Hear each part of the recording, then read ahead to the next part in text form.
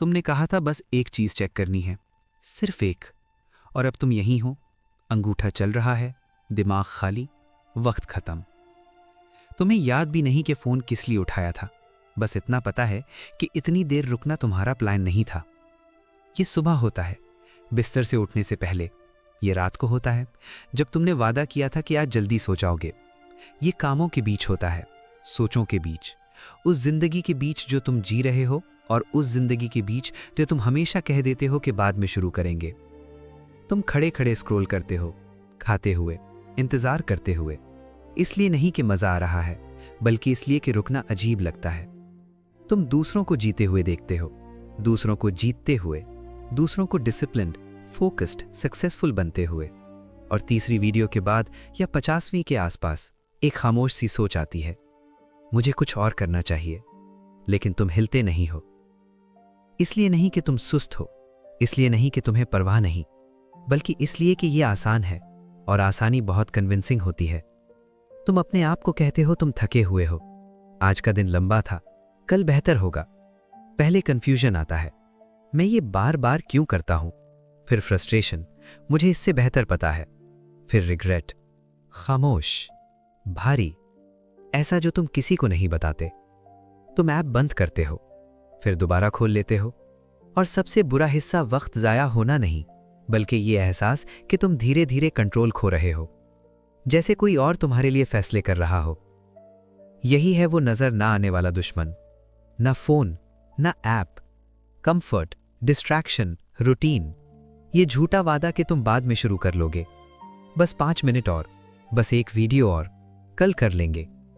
कल एक ऐसी जगह बन जाता है जहां तुम्हारी सारी पोटेंशियल रहती है, और आज एक ऐसी जगह बन जाता है जहां तुम खुद को बेहोश सा रखते हो। लेकिन सच ये है, तुम स्क्रोलिंग के एडिक्ट नहीं हो, तुम उस लम्हे से बच रहे हो जहां तुम्हें खुद को चूज करना होता है। क्योंकि खुद को चूज करना अनकंफर्टेबल होता है।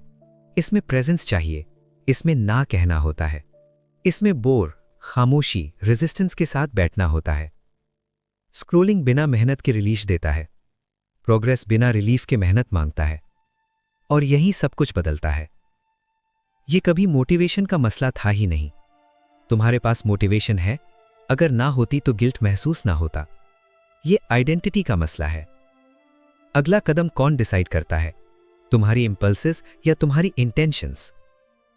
डिसिप्लिन सजा नहीं होती, ये सेल्फ रिस्पेक्ट होती है। ये वो खामोश पावर है जो तुम्हें वो करने पर मजबूर करती है जो तुमने खुद से वादा किया था जब कोई देख नहीं रहा होता। डिसिप्लिन ही आज़ादी है। हर वक्त स्टिमुलेशन की ज़रूरत से आज़ादी, इस शोर से आज़ादी, हर तरफ खींचे जाने से आज़ादी। जब तुम अपनी अटेंशन कंट्रोल करते हो, तुम अपनी ज़िंदगी कंट्रोल करते हो। और इसीलिए स्क्रॉलिंग इतनी खतरनाक लगती है। ये अटेंशन छोटी छोटी नज़र ना आने वाली किस्तों में चुरा लेती है, इतनी छोटी कि तुम्हें पता ही नहीं चलता जब तक साल गुजर नहीं जाते। तुम्हें नया सिस्टम नहीं चाहिए, तुम्हें कोई नया ट्रिक नहीं चाहिए। तुम्हें सिर्फ ये डिसाइड करना है कि कंट्रोल किसके पास है, वो वर्जन जो अभी कंफर्ट चाहता है या वो वर्जन जो बाद में एक जिंदगी चाहता है। हर स्क्रॉल एक वोट है, एल्गोरिथम के लिए नहीं, उस इंसान के लिए जो तुम बनते जा रहे हो। तो अगली दफा जब तुम्हारा अंगूठा रुके और वो जाना पहचाना पल महसूस हो, खामोशी से अपने आप से पूछना, इस वक्त तुम किसकी सुनना चाहते हो?